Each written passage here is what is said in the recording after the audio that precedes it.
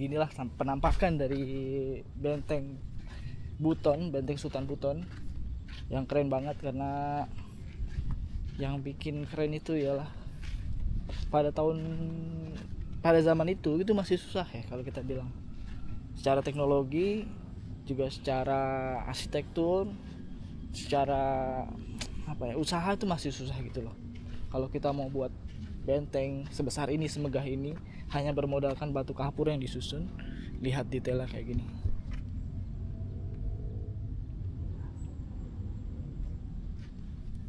Sampai benteng Buton itu dapat predikat benteng terbesar di dunia, yang mana itu keren banget ya kan. Benteng terbesar dan terluas di dunia. Sampai tuh di dalamnya itu ada perkampungan warga juga. Jadi semua benteng-benteng ini mengelilingi kampung warga yang di dalam. Peninggalannya juga masih asli di sini ya, karena batu-batunya terlihat tua juga sini. Terlihat tua dan masih kokoh tentunya, sampai berlumut kayak gitu di dalamnya. Nah, sekarang coba cek di bagian sisinya sini, langsung menghadap ke laut di situ ya. Juga pemukiman warga juga di sebelah sana. Vegetasi tumbuhan juga yang tumbuh subur di sini, hijau-hijau semua. Nah, gak jauh dari sini di sisi ujung benteng ya, kita lihat di sana ada pemakaman juga. Salah satunya makam sultan yang pernah memerintah di sini. Jadi bisa disimpulin kayaknya selain di sini ada benteng, peninggalan benteng zaman dulu, tapi di sini juga banyak makam-makam juga. Dari tadi sepanjang jalan tuh nemuin banyak banget makam sini, tapi rata-rata memang makam kuno sih.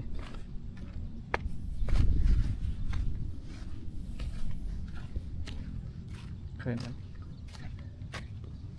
Salah satu peninggalan Indonesia yang keren sih, karena pada zaman dahulu tandanya menandakan bahwa kalau misalkan peradaban tuh udah dimulai sejak zaman kapan tahu gitu, zaman bahla gitu, udah keren gitu orang-orang berpikiran sejauh ini, semutakhir itu gitu loh bangun benteng. Nah, ini ada makam Sultan Alimuddin di sini, tapi nggak tahu yang mana makamnya karena banyak banget. Di sini ada makam-makam semua orang-orang yang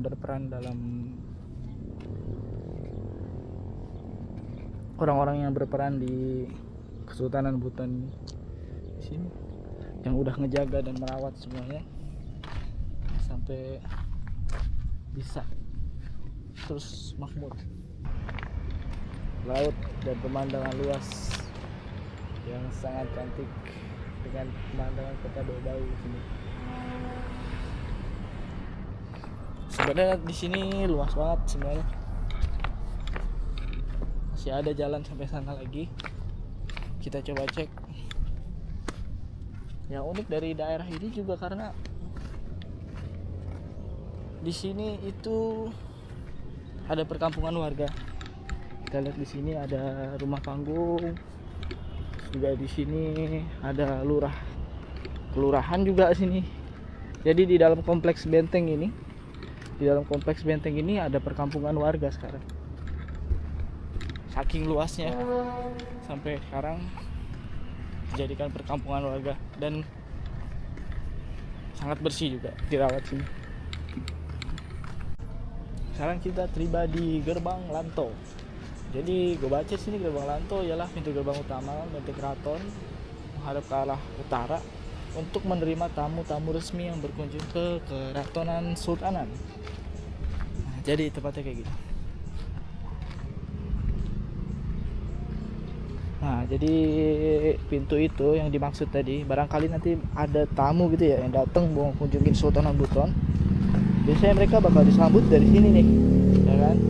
Selain daripada pintu ini, sini juga ada benteng.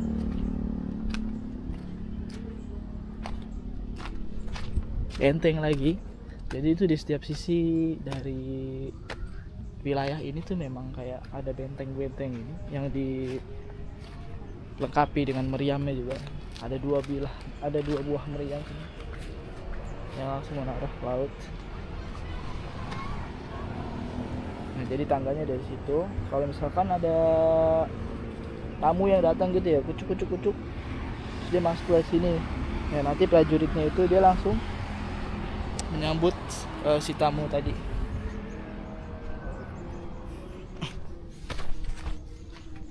Nah, di sini juga ada gubuk nih. Biasanya tempat orang-orang kalau mau nyantai-nyantai. Ini biasa. Tahu sendiri lah manusia gimana keadaan kerjaannya kan, pasti selalu ninggalin sampah. Tempat bagus kayak gini malah ngumpulin sampah, ini kayak sayang aja sih gitu, harusnya dijaga gitu ya. Udah punya keraton terbesar di dunia, terluas di dunia, kayak ya sayang aja gitu kalau kita nggak merawat ya. Kalau misalkan jalan-jalan gitu tinggal buang lagi sampahnya ke tempatnya, bawa gitu sampahnya ke tempatnya, atau dibawa dibungkus dulu, dikantongin, dimasukin tas kayak gitu kan. Jadi misalkan nanti kalau ketemu tong sampah bisa langsung buang, gitu aja kan, gampang.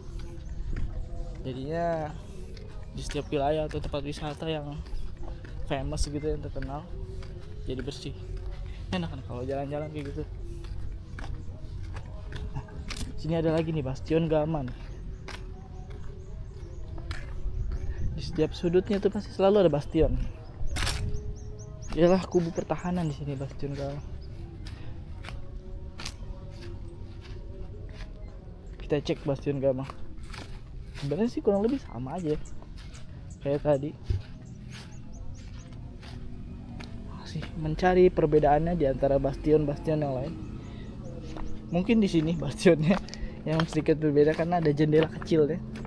Gak tahu nih apa maksudnya dibolongin kayak gini, biar bisa ngeliat musuh kali ya. Kita lihat tumpukan-tumpukan batu kapur ini, gila keren banget sih orang-orang zaman dulu tuh. Kita pikirin dari prosesnya zaman dulu ya, bawa-bawain batu gitu seberat ini, sebanyak itu gitu, bawa-bawain dari kerja pagi sampai malam, dan masih harus disusun lagi sedemikian rupa. It's not an easy job.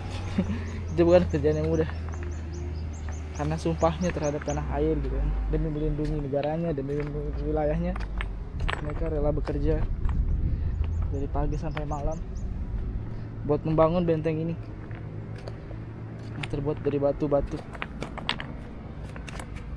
Ini juga meriamnya berat banget, ini pasti berat banget. Kita lihat ke depan sini, bagian depannya mengarah ke jalan raya, mengarah juga ke laut.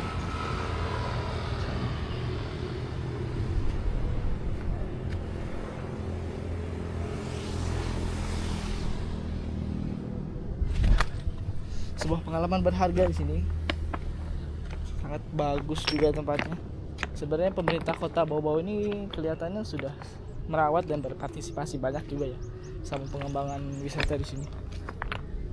Udah bagus sebenarnya, cuma ya kita sebagai pengunjung, kita juga harus menjaga tempat ini supaya tetap lestari, karena bagaimanapun ini benteng udah lebih dari 500 tahun ya kan.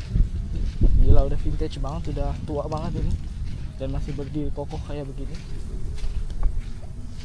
Jadi wajiblah kita mengapresiasi apa yang udah mereka buat, dan raja-rajanya juga atas peran-perannya dulu kan dalam melindungi NKRI.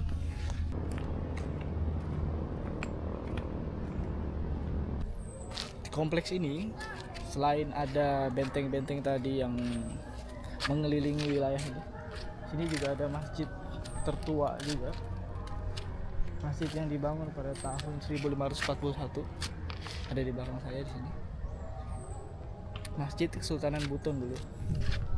Nah, di sini kompleksnya masjid berwarna biru. Juga di sini ada rumah panggung kayak gitu. Kayaknya kalau rumah panggung ini baru dibangun nih, karena masih cantik banget di situ. Dan juga di sini ada salah satu tempat sakral juga. Tempat yang dimana digunakan dulu oleh raja-raja Buton ya, yang disebut sebagai Batu Popawa. Dulu tuh raja maupun sultan akan memasukkan kaki kiri dan kaki kanan secara bergantian dengan diputarkan payung kebesaran di atas kepala raja maupun sultan. Jabatan kemudian diucapkan oleh raja maupun sultan dibimbing oleh seorang anggota Siolimbon. Jadi pada dasarnya ini tepat untuk pengambilan sumpah ya, sebelum pelantikan raja atau sultan Buton zaman dulu. Nah, ini tepat, keren banget sih. Ini sangat mewakili peradaban kerajaan zaman dulu pada tahun 1500. Tahun 1500-an sudah berjaya semuanya.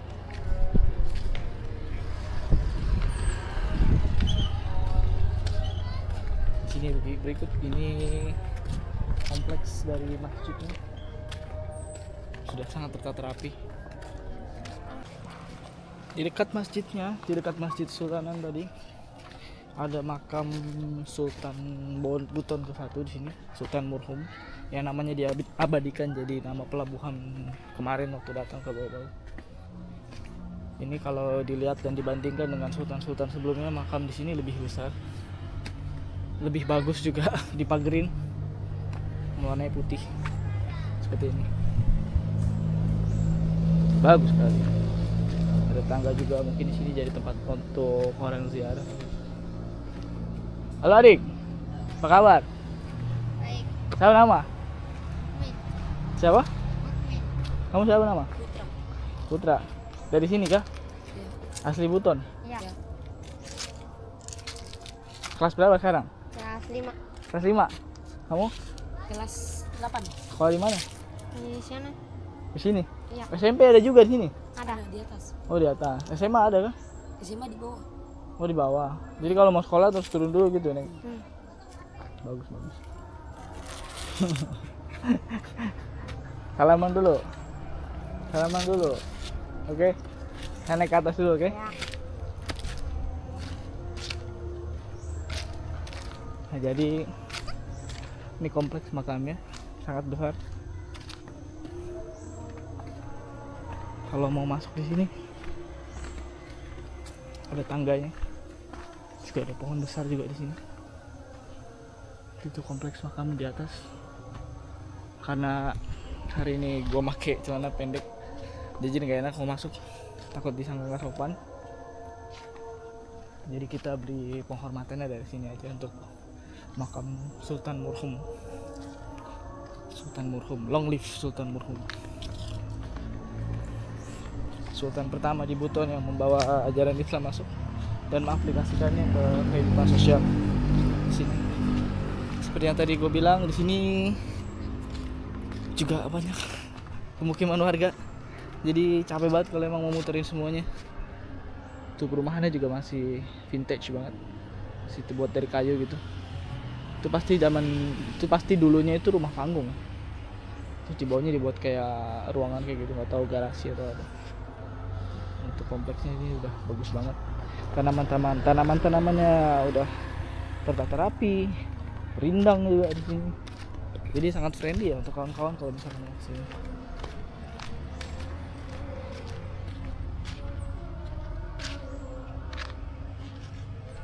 Oh, jadi sini ada cerita juga tentang Sultan Murhum ini. Jadi cukup unik juga. Dia tuh dulu disebut sebagai Laki Laponto atau juga timbangan atau laki. Terus juga beliau semakin masyhur saat berhasil menumpas gangguan bajak laut pimpinan Labolontio yang bermata satu. Jadi selama ini bajak laut yang bermata satu gitu di kartun-kartun atau di cerita-cerita itu bukan mitos ya guys, ternyata asli. Bajak laut itu matanya satu. Kalau misalkan kalian lihat tuh ada bajak laut terus matanya ditutupin pakai apa kayak aksesoris hitam, itu sama tuh kayak gitu. Tuh. Di situ juga ditulis bahwasanya Sultan Murhum juga merupakan sosok peletak dasar-dasar pemerintahan yang berlandaskan Islam di wilayahnya. Dan beliau juga memerintah selama 20 tahun sebagai raja selama 20 tahun dan sebagai sultan selama 26 tahun. Hebat. Sambil menunggu ashar di sini, saya mau santai dulu di bawah pohon rindang. Kalau belum azan kayak masjid belum dibuka tadi, soalnya saya coba untuk mau masuk ke dalamnya tapi akhirnya cuma bisa sholat di luar doang, wudhu dan sholat di luar aja, nggak bisa masuk ke dalam. Tapi nanti pas sholat asar saya mau coba cek di dalamnya kayak mana. Selesai wudhu, sekarang mau sholat asar dulu di masjid Keraton Sultan Buton.